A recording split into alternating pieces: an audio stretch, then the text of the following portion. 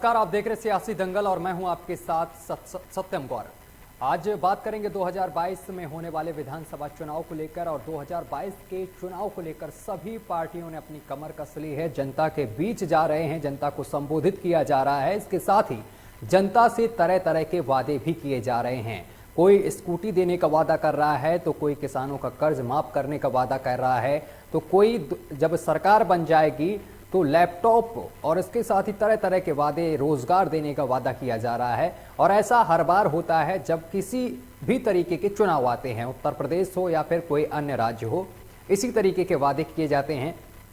लेकिन वादे पर कितना सरकारें खरा उतरती हैं वो देखने वाली बात होती है। फिलहाल आपको बताते चले कि उत्तर प्रदेश विधानसभा चुनाव 2022 के लिए भारतीय जनता पार्टी ने जनता के सुझावों पर अपना संकल्प पत्र जो है तैयार करेगी। और इसके लिए मुख्यमंत्री योगी आदित्यनाथ ने बुधवार को भारतीय जनता पार्टी के यूपी नंबर 1 सुझाव आपका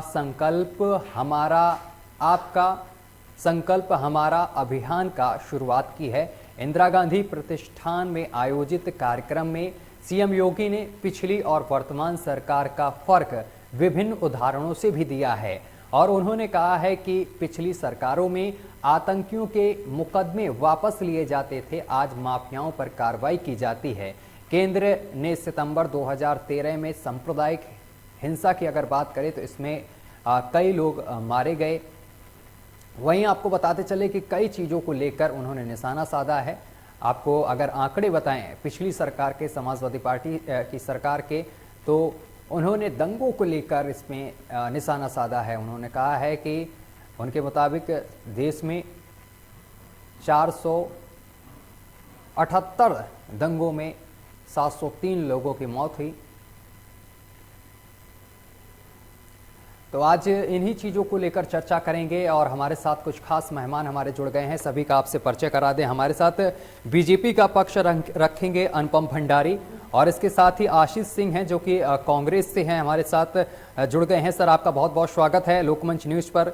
और इसके साथ ही जतेंद्र दिलजीत सिंह हैं जो कि समाजवादी पार्टी से हैं। सर, आपका भी दिलजीत जी बहुत बहुत स्वागत है लोकमंच न्यूज़ पर। तो सबसे पहले हम अनुपम जी का रुख करेंगे। अनुपम जी, आवाज पहुंच रही है आप तक? जी, आवाज आपकी आ रही है। अनुपम जी, जिस तरीके से यहाँ पर संकल्प पत्र के बारे में योगी जी ने कहा है कि हम जनता से राय लेंगे, इसके बाद संकल्प पत्र तैयार किया जाएगा, इस संकल्प पत्र में क्या कुछ होगा, इसके बारे में बताएं। मेरा नाम करेक्शन करना है। देखिए, सबसे पहले मेरा प्रणाम है। और जहाँ तक आपने ये संकल्प पत्र की बात की, उत्तर प्रदेश के अंदर माननीय योगीनाथ की सरकार है, उसमें जो कार्यकाल करके दिखाए हैं इन्होंने, वो अपने आप में मानक सिद्ध किए गए हैं। आज तक के जितने मुख्यमंत्री उत्तर प्रदेश में हुए हैं, वो कार्य उन्होंने जो करके दिखाया है वो आप लोगों के सामने है। आज उत्तर प्रदेश की जो राह है विकास के मुद्दे पे, विकास के कार्य पे चल रही है। जिस तरीके से उत्तर प्रदेश के अंदर भ्रष्टाचार, जितने दंगाइयों का खात्मा, जीरो टॉलरेंस नीति, ये माननीय योगीनाथ ने जो करके दिखाया है वो आपके सामने है। आज सबसे बड़ी बात यह है, जिस तरीके से बनास मोरू को माननीय योगी आदित्यनाथ ने और आदरणीय प्रधानमंत्री मोदी जी ने 7 वर्षों पूर्व देखा था, आज वो उसका वादा साकार हुआ है। जो करते हैं वो करके दिखाते हैं। सबका साथ, सबका विकास, सबका प्रयास की नीति पे काम करते हैं हम लोग। आज उत्तर प्रदेश के अलावा भारत में जितने भी बीजेपी के शासित राज्य हैं, आज सब लोगों ने पेट्रोल का रेट जिस तरीके से कम किया है, चाहे वो गोवा हो, चाहे गुजरात हो, चाहे हिमाचल हो, हरियाणा हो, उत्तर प्रदेश में आज कांग्रेस की सरकारें जहां राजस्थान में, पंजाब में, महाराष्ट्र में, छत्तीसगढ़ में आज की तारीख में जिस तरीके से उन्होंने आज 96 रुपए में हमारा पेट्रोल। ठीक है अनुपम जी, ठीक है अनुपम जी, जो सरकार ने आपकी कहा वो करके दिखाया। कुछ सवाल हैं हमारे पास, उनका मैं जवाब चाहता हूं, जनता भी चाहती है, और कुछ लोग बैठे हैं वो भी आपको सुन रहे हैं कि मैं भी सोच रहा हूं कि आप बखूबी जवाब देंगे उन चीजों का जो मैं सवाल पूछने जा रहा हूं। सर, आप जब सत्ता में आए थे तब आपने महंगाई को लेकर तरह तरह के वादे किए थे। मैंने ये भी एक तस्वीर देखी थी कि आपके पार्टी के कुछ नेता गैस सिलेंडर को कंधे पे रख के सिर पे लेकर सड़कों पर उतरकर घूमा करते थे। इसके साथ ही मैंने एक चीज़ और देखी थी कि प्याज को गले में बांध के प्रदर्शन किया जाता था जब प्याज के दाम बढ़े हुए थे। लेकिन आज मुझे लगता है बिल्कुल सेम प्रोसेस जो है वो बीजेपी की सरकार में मुझे देखने को मिल रहा है। गैस सिलेंडर के जो दाम हैं वो आसमान छू रहे हैं, पेट्रोल डीजल के दाम बढ़ाए गए, इसके बाद जैसे ऊंट के मुंह में जीरा किया जाता उसी तरीके से दाम को थोड़ा कम किया गया, और आज प्याज और इसके साथ आलू टमाटर के दाम आसमान छू रहे हैं। अगर टमाटर की कीमत में बताऊं तो 1 किलो 70 रुपए में बिक रहा है। भारत के अंदर जब पेट्रोल के रेट 2004 से लेकर 2014 में 197% बढ़े थे, वही मोदी सरकार के अंदर 5% रेट कम हुए हैं। देखिए बीजेपी जहां पर शासन कर रही है वहां पर रेट देखिए 96 रुपए में गोवा में, गुजरात में 95 रुपए में, हरियाणा में 96 रुपए में, हिमाचल में 94 रुपए में, उत्तर प्रदेश से 95 रुपए में पेट्रोल बिक रहा है। उसी जगह जहां कांग्रेस की सरकार है वहां 114 रुपए में राजस्थान में बिक रहा है, पंजाब में 106 रुपए में बिक रहा है, महाराष्ट्र में 110 रुपए बिक रहा है, छत्तीसगढ़ में 102 रुपए बिक रहा है। ये क्यों दाम नहीं कम कराते हैं? अपने चरित्र को जिस तरीके कांग्रेस ने कार्य किया है आज सबके सामने है। हर जगह ये धूल दिखा रहे हैं। अपनी सीट जो रायबरेली की जो बचा नहीं पाए लोग, आज हर जगह उनका वजूद खत्म होता जा रहा है। कांग्रेस के लोग, सपा के लोग बीजेपी की विचारधारा के साथ मिलकर बीजेपी में पुनः शामिल हो रहे हैं। जतिन प्रसाद इतना सबसे बड़ा एग्जाम्पल है कांग्रेस का। ठीक है, हमारे साथ समाजवादी पार्टी से भी नेता मौजूद हैं, लेकिन कांग्रेस का सबसे पहले रुख करेंगे। आशीष जी हमारे साथ मौजूद हैं। आशीष जी, क्या लगता है जब पहले सत्ता में बीजेपी नहीं थी तो तरह तरह के प्रदर्शन महंगाई को लेकर किए गए, और मैं ये भी देख रहा हूं कि पिछले कई दिनों से कई रैलियों को मैं देख रहा हूं, प्रियंका गांधी को भी देख रहा हूं कि वो जा रही हैं जगह जगह, तरह तरह के वादे कर रही हैं, और बीजेपी की भी रैली पर मैं लगातार नजर बनाए हुए हूं। और इसके साथ ही समाजवादी पार्टी अखिलेश यादव आज जौनपुर में है, वो वहां पर जनता को संबोधित कर रहे हैं। लेकिन इन दिनों में मैंने देखा कि कोई भी महंगाई पर बात करने को तैयार नहीं है। महंगाई को लेकर किसी भी तरीके का कोई वादा करता हुआ नजर आ रहा है, केवल शिलान्यास हो रहे हैं, उद्घाटन हो रहे हैं। आशीष जी, देखिए ऐसा है कि भारतीय जनता पार्टी सरकार का पूरा कार्यकाल विकास से भटका हो रहा है। अगर ये विकास का कार्यकाल होता तो विकास की बात करते, अब ये ध्रुवीकरण की बात नहीं करते। अब कांग्रेस शासित राज्यों से तुलना करने से अच्छा ठीक है, कांग्रेस की सरकार में सिलेंडर 450 रुपए का था, 400 रुपए का दे दीजिए। कांग्रेस सरकार के समय यूरिया की बोरी 50 किलो की थी, दे दीजिए। कांग्रेस सरकार में मिट्टी का तेल और शक्कर कोटे पर मिलती थी, दे दीजिए। कांग्रेस सरकार के समय थाने चौकी में आज आम आदमी की सुनी जाती थी, आज थाने और चौकी के वीडियो वायरल हैं, तो आम आदमी को कैसे मारा जाता, पीटा जाता। कांग्रेस सरकार के समय शांति व्यवस्था थी। आज के सरकार में देखिए कि रात में कैसे मासूम बच्चियों की लाशों को जिंदा जलाया जा रहा, कैसे महिलाओं के प्रति अपराध बढ़ रहे हैं, कैसे किसानों को गाड़ी से कुचला जा रहा है। कोरोना काल में सबने देखा कि गंगा में तैरती हुई लाशें सभी को दिखाई पड़ी। किसानों 750 किसानों का आत्महत्या कर ली, और उसके बाद नोटबंदी में लोग लाइन में के खत्म हो गए। अब जब जनता के बीच भारतीय जनता पार्टी सरकार को लेकर आक्रोश है, और ऐसे ही इनके वोटों को चला जा रहा है जैसे हमारा पशु हमारा अगला पशु हमारे फसलों को कर रहे हैं। आज हमारे 900 में मक्का बिक रहा है, 900 में धान बिक रहा है, और कोरोना काल में त्रासदी में लाठी मार मार के चौराहों पर पुलिस को खड़ा करके जनता की गाड़ी कमाई चालान के नाम पर छीनी जा रही है। किस राम राज्य की बात कर रहे हैं? इस राम राज्य में आम आदमी के लिए तो जगह नहीं। आज उसकी जेब पे कितना बुरा असर है। हमने अपने विद्यालयों में 2 साल विद्यालय बंद रहे और बंद विद्यालयों की फीस दी है अभिभावकों ने अपने बच्चों की, आपने भी दी हुई है। पत्रकार अगर आज के समय अगर पत्रकार सच्चाई दिखा दें, आप उठा लीजिए, पत्रकारों पर कितने मुकदमे लिखे गए, अगर सच बोल दे तो मुकदमा। ठीक है, दिलजीत जी भी हमारे साथ मौजूद हैं। दिलजीत जी, जिस तरीके से बीजेपी संकल्प पत्र लेकर आ रही है और उसमें जनता से सुझाव लेगी, क्या कहेंगे? जनता विकल्प पत्र पर विचार करेगी। हाँ जी, दिलजीत जी आवाज पहुंच रही है आप तक? हाँ जी पहुंच रही है। मैं हूँ जथेदार दिलजीत सिंह कथोरिया, राष्ट्रीय संयोजक जनसंपर्क यात्रा समाजवादी पार्टी। जी मैं ये कहना चाहता हूँ, जी अभी अभी बीजेपी के एक नेता ने कहा कि योगी जी और मोदी जी ये कर रहे हैं, वो कर रहे हैं, सब थ्योरी है। प्रैक्टिकल बीजेपी ने देश का सत्यानाश कर दिया, हिंदू मुस्लिम को आपस में लड़ा दिया। शहनाबाद में मुसलमानों को ये पाकिस्तानी कहते थे और किसान आंदोलन में सिखों को ये खालिस्तानी कहते थे। ये सांप्रदायिक पार्टी है। देश में सबसे बड़ी अगर कोई दुश्मन है मानवता की, वो है राष्ट्रीय स्वयंसेवक संघ। इसीलिए मुझे अखिलेश जी ने आरएसएस के मुकाबले पर ये पद दिया और मैं इस बात का बेनकाब करता हूँ बीजेपी को। इसने देश के लोकतंत्र का मजाक उड़ाया।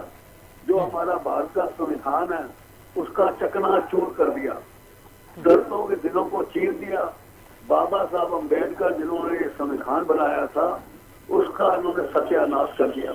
कोई भी कानून संवैधानिक नहीं होता, सब काम जितने होते हैं अंबानी, अडानी और ट्रम्प के रास्ते पे हो रहे हैं। पैसे वाला सरमाएदार कैपिटलिस्ट ऐश कर रहा है, किसान, मजदूर, मध्यम वर्ग का वर्ग सुसाइड कर रहा है।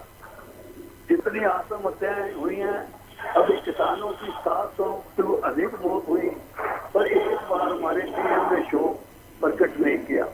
700 मौतों के बाद इन्होंने मांगे तीनों वापस ले ली और तीनों कानूनों को वापस लिया। ये कितनी मूर्खता की बात है।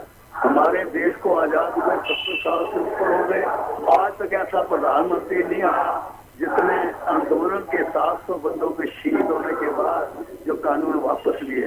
ये सबसे बड़ी भूल है। तो मोदी जी को ये नहीं मालूम है कि जो अन्नदाता विदेशों को अन्न देता है, देशों को अन्न देता है, वो इस कानून को क्यों मानेंगे।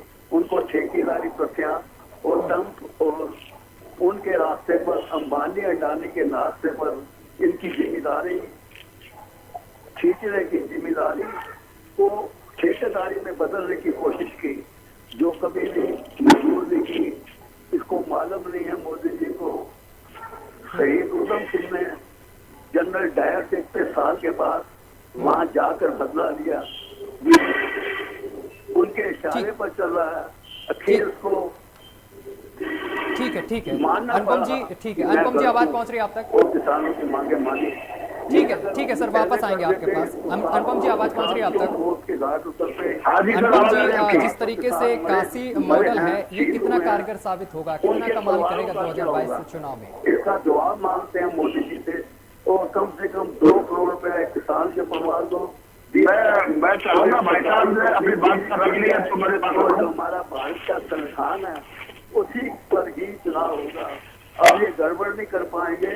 जनता जागरूक हो चुकी है और अभी अभी जो मीडिया का भारतवर्ष के लोकतंत्र का चौथा स्तंभ है,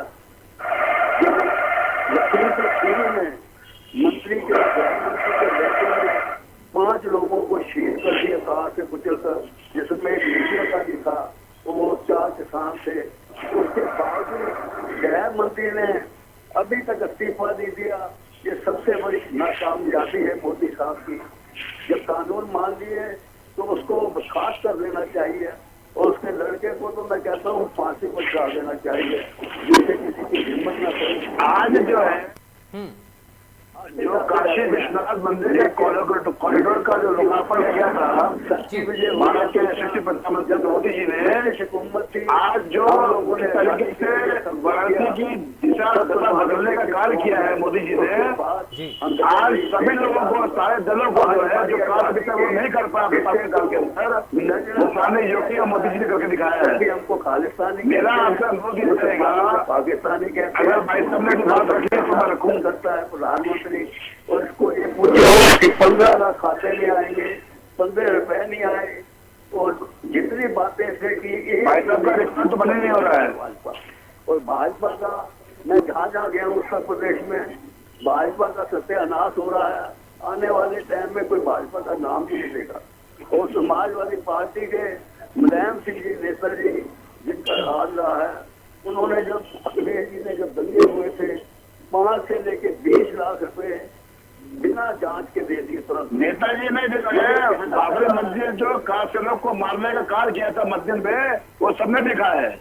अरे आज जो है आज वही नेताजी पूरी मंदिर में जाके चर्च जो है वो मंदिर दर्शन कर रहे हैं। मोदी जी ने मेरा कहना है आप तो अपने माननीय मंत्री जी जब निवास करते हैं वहाँ का टोटी तर उठा ले गए, वो उत्तर प्रदेश की जनता का क्या भला करेंगे? अरे मैं जाता हूँ जहाँ जो अपने घर का नहीं हुआ तो अपने क्षेत्र का नहीं हुआ और अपने प्रदेश का देश में क्या करेगा काम? यहाँ 82 लोग रीवा जो घोटाले का कितने करोड़ घोटाला किया गया है। हो जाए पहले तो योगी भी जा रहे हैं, फिर 24 में मोदी जो है सफाई में जो है अब जन्मदिन मनाया नहीं जा रहा है। जनता की गाड़ी कमाई का जो कार्य करते थे वो अपने जन्मदिन मनाते थे सफाई में, वो कार्य बंद हो चुके हैं।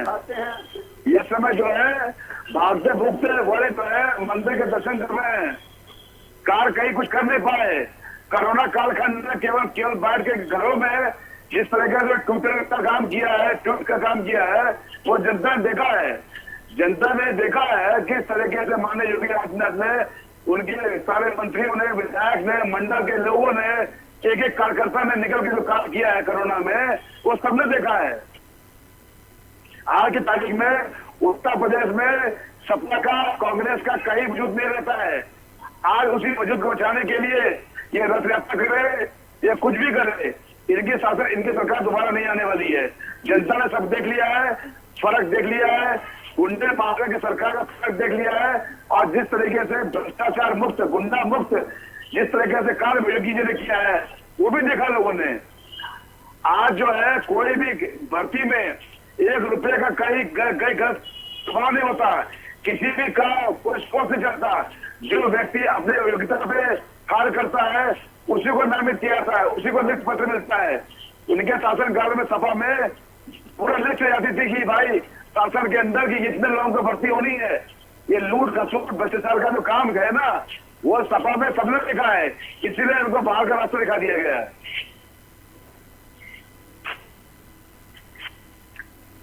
ठीक है दिलजीत जी, आवाज पहुंच रही है? दिलजीत जी आप ठीक है, तो आपको बताते चले कि जो पार्टियां हैं वो यहाँ पर प्रयास कर रही हैं, पूरा दमखम दिखा रही हैं 2022 चुनाव को लेकर। और समाजवादी पार्टी के साथ कई पार्टियां मिलकर गठबंधन कर रखी हैं। और इसके साथ ही अखिलेश यादव, आपको बताते चले कि वो जौनपुर के दौरे पर हैं और इसके साथ ही वहाँ पर जनता को संबोधित कर रहे हैं और बीजेपी सरकार पर जमकर निशाना भी साधा है।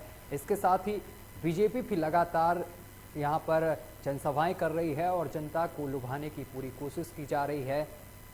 जो कार्यकर्ता हैं वो गांव में जा रहे हैं और इस जनता को अपनी जो विकास कार्य हैं उनको गिनाने का काम कर रहे हैं। लेकिन देखने वाली बात ये हो गई कि 2022 का जो चुनाव है वो किसके पक्ष में जाता है। आखिर उत्तर प्रदेश की कुर्सी इस बार कौन संभालता है?